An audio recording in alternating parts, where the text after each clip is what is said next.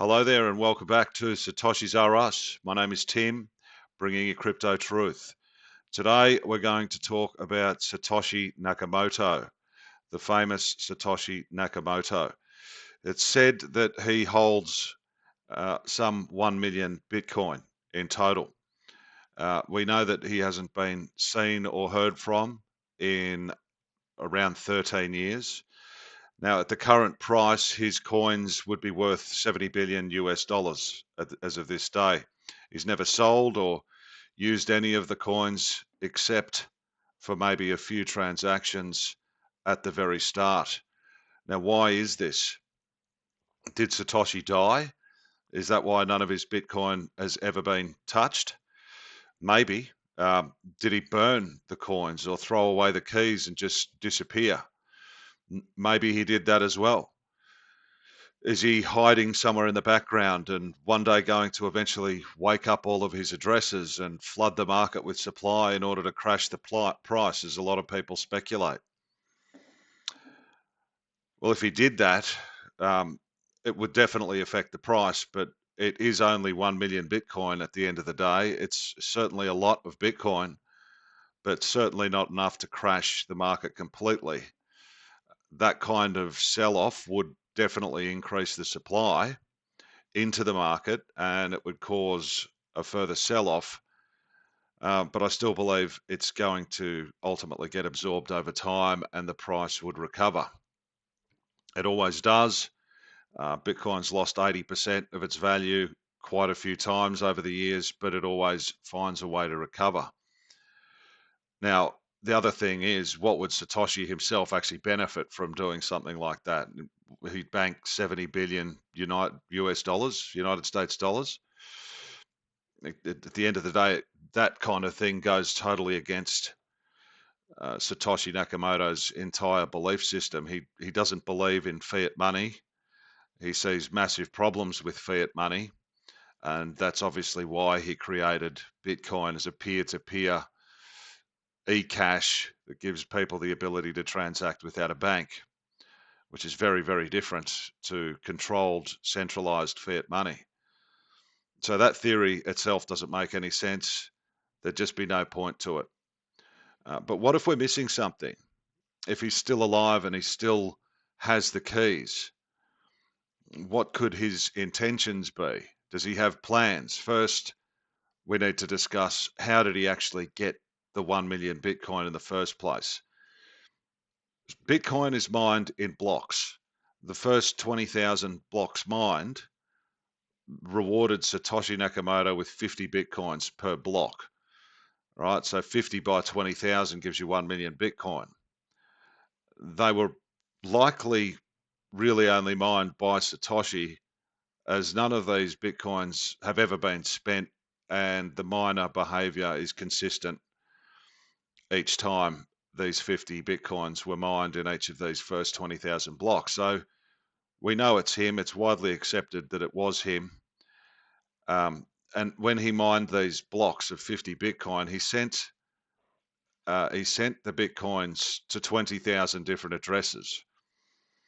Now, we know that Satoshi mined the first block, which was block 0. He calls this one the Genesis block. He added his initials to it, as you can see there, SN, Satoshi Nakamoto, Bitcoin block 0. This is the Genesis block. He also put a tag in that says the times, 3rd of January 2009, Chancellor on brink of second bailout for banks. So why would he write this? Well, he wrote this because he was telling us that this is why he created Bitcoin. Bank bailouts, they increase the money supply and devalue the dollar, reducing its buying power. But Bitcoin, on the other hand, is totally uninflatable. It's hard capped supply at 21 million coins. Banks can't print Bitcoin. No one can print Bitcoin. It is hard capped, right? Which is very unlike money. Money can be printed. So that means that Bitcoin is far superior to fiat money.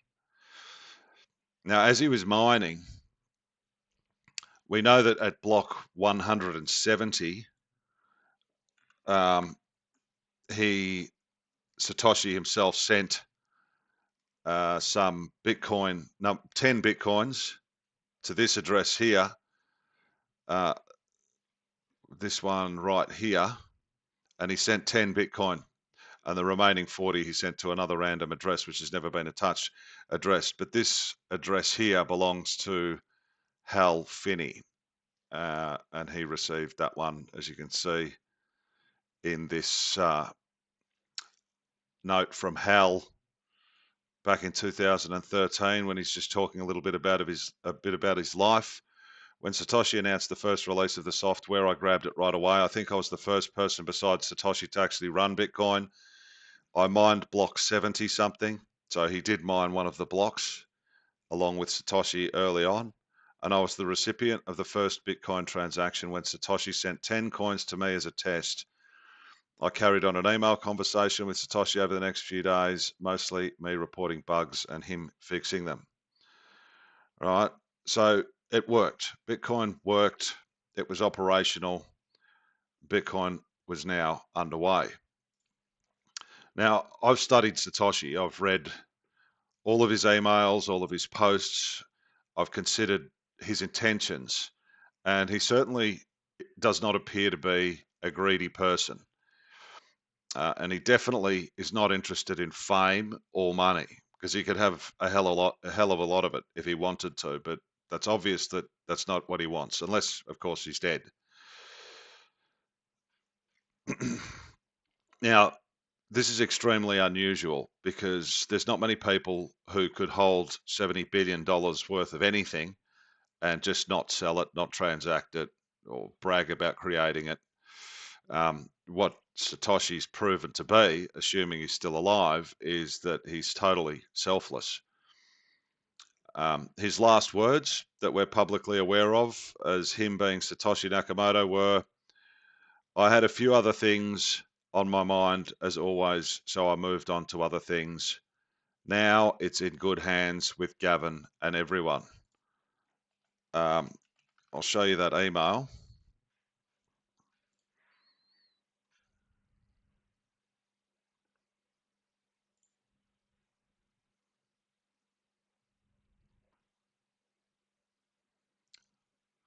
There it is there.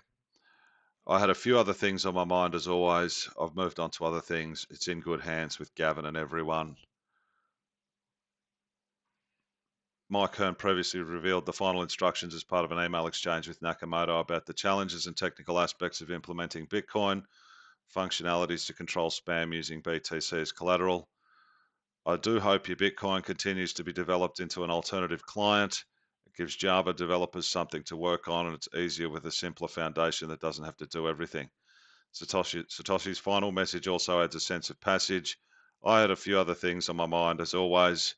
I've moved on to other things. It's in good hands with Gavin and everyone." So basically, it's done. It's created. It's working. Satoshi's work for that time, was complete. Now, it's a matter of time for it to gain traction and adoption now. And I'm testing the theory. Is Satoshi still alive, and is he waiting? Obviously, his creation itself is beyond genius. It's probably the greatest creation in history, second only to the world itself. His creation is already beginning to change the world. I'm going to talk about this shortly, and that's a little town in El Salvador that was donated some Bitcoin by an anonymous person back in 2019, a little village in El Salvador.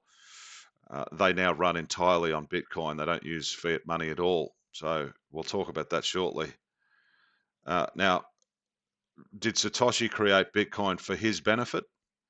It certainly doesn't appear that way, because so far we can't see that he's had any benefit. He hasn't sold any of them. He hasn't cashed any of them in. So it's obviously for our benefit. Now, at the moment, where we're sitting in 2024, it's definitely gaining traction. Its adoption is increasing. but still only a fraction of society actually own it. There's ETFs, Bitcoin ETFs with some of the biggest financial companies in the world that are chewing up a lot of Bitcoin, but unfortunately, those investors don't actually own any Bitcoin themselves. They're just exposed to the coin, so they're not getting the proper exposure to it. They're not getting the ownership of Bitcoin the way they should.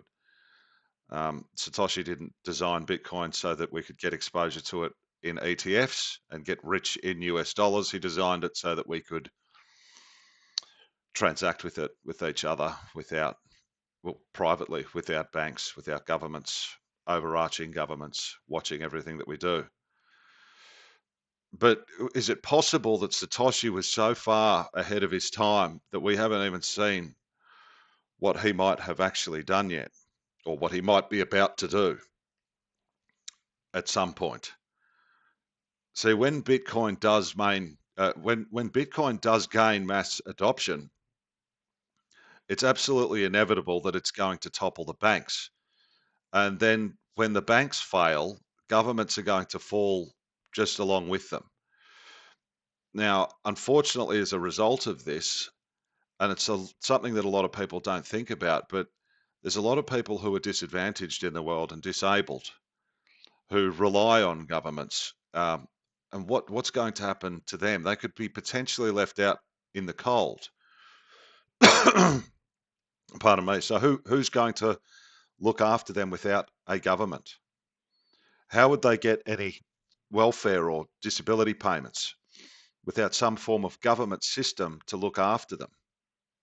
Because with Bitcoin, there's no need for a government. There's no need for any of that. Um, so how is it going to work? Now, what I'm going to theorize here or surmise sounds outrageous to a lot of people. It's going to definitely sound outrageous. And again, it's only speculation, it's only an opinion, so take it with a grain of salt. It may mean nothing at all, but it's food for thought. There's no evidence of what I'm about to suggest. It's just a thought, but I'm wondering if Satoshi knows exactly or knew in 2009 when he invented this exactly what was going to eventually happen and that he may have planned for it. Is it possible that this is why Satoshi has put 1 million Bitcoin aside in 20,000 different wallets um, for safekeeping? He's holding the keys and he's waiting for the right moment. Now, again, I could be completely wrong, but the psychology of this man proves that he was never out to make himself rich, was not interested in fame. So he's either dead, all right, but if he's not dead, this could be the answer. See, this is how it would work. If hundreds of trillions of dollars of monopoly money held in the banks was to move from our bank accounts to Bitcoin exchanges so that we could purchase Bitcoin for ourselves, this is only going to increase the price of Bitcoin. Now, if all of the money was to filter out across the entire world into Bitcoin, we're looking at coin values between $50 to $100 million. Market cap would be the market capitalization of Bitcoin would go into the quadrillions of dollars, which means that you'd be looking at $50 to $100 million worth of Bitcoin to buy a Bitcoin. Now, if he's got 1 million of these Bitcoins, and they do go to $50 to $100 million per coin, well, he's going to have a total holding in the range of $50 to $100 trillion. Now, my thought is he keeping these aside so that when this happens, he can distribute these coins to the disadvantaged, to the poor, and to the disabled, to people that genuinely need it, to people that could genuinely be looked after with it? An act like this would actually transfer the hundreds of trillions of dollars that currently sit with a very few at the very top, the bankers, and transfer it to the people. Now, you might be sitting there saying, well, if he's going to do that, why hasn't he done it already? It's worth $70 billion now. Well, the reality is that Bitcoin is still in its early adoption, and $70 billion, sure, it's going to help some people, but it's certainly not enough to help the entire world. You still got the government in operation. Governments and banks, they still exist where we sit to here today. But when the money begins to pour into Bitcoin and we start taking our money out of the stock markets and out of fiat cash, currency, bank accounts, and start putting it into Bitcoin, this causes the collapse of the government. That's when I'm thinking that he may do this. The governments and the banks can't collapse until people wake up and begin running to the banks and taking their money out, transferring their money to Bitcoin, selling their stocks and transferring that money to Bitcoin. That's when the system itself actually collapses. Now, just my question, is that when Satoshi's going to wake up all of his wallets? Back in 2019, there was an anonymous donation from someone, which I spoke about briefly earlier, that we don't know. An anonymous person came and gave a small amount of Bitcoin. At the time in 2019, that Bitcoin was worth 100,000. So it wasn't a huge amount of Bitcoin, but $100,000 worth of Bitcoin in 2019. Bitcoin was around 4 grand at that time, 5 grand. So there would have been, probably 20 coins or something that this donor gave to this tiny little poor village, surfside village in El Salvador. I wonder whether that donor may have been Satoshi himself. Was the donor testing the use of Bitcoin as a currency in a small village as a bit of an experiment? He gave them $100,000 worth of Bitcoin in 2019. He gave it to them for nothing on the proviso that they transact with it and use it as currency. And it's worked. The village is called El Zonte. Now, El Zonte only uses Bitcoin. In fact, the whole of El Salvador now uses Bitcoin. So whoever started this has started something rolling, started on a very small scale, and it's working. And the world's going to begin to see this. It's likely taking them out of poverty. They're able to exist outside of the banking system. So my question is, the anonymous donor, who would do this? Who would anonymously donate any Bitcoin to a small village other than Satoshi himself? Most people, when they donate, most donations come in, and we know where the donations have come from. People love to toot their horn and say that they've given money or they've done this to help. It goes all over the papers, but this one flew under the radar. This town's come out of poverty because of this anonymous person's donation. Is it an experiment of what he's going to do in the future on a much larger scale? Is it possible? In my opinion, if this is true and this is his intention, this would be the greatest wealth transfer in the history of the world. It'd take the wealth from the wealthy, from the bankers, from the people at the very top, the top 1%, and it would distribute it evenly around the world. Now, is it all true? Maybe, maybe not. But it's definitely food for thought. And the other big question, which I might do a more in-depth video on, is do we know who Satoshi is? There's so much speculation out there from people saying it could be this guy, could be this person, could be a group of people, could be a government. But I'm telling you now that if you study Satoshi Nakamoto, if you study everything that he wrote, who was around, who he spoke to, the way that he communicated, right, you'll see his intentions, number one, and you'll also begin to see his personality. And once you see his personality, you'll actually see who he is. I'm 95% certain I know who he is, but I'm not even going to use his name because I respect him and I respect his privacy. And if he wants to remain private and out of the spotlight, well, then he should have that right. But I can tell you that he's a quiet, humble genius. He's a genuine philanthropist. His mission in life has only been to just learn and educate other people. And then he seems to only give credit to everyone else around him rather than to himself. He's not very often in the spotlight, but he is there and he's definitely still alive. If you really want to know who he is, start studying Satoshi properly. Study his emails, study his posts, study who he communicated with, and look at how he communicated. Get to know him, and then you'll see him beyond a doubt. If you're watching this, Satoshi, g'day. Hello from Australia. Thanks for watching, guys. If you thought the video was valuable, I'd love it if you hit the subscribe, like. I'll get these out as often as I possibly can. We're going to be talking heaps more about Bitcoin, the truth of Bitcoin, and what's really going on out there. We'll see you next time.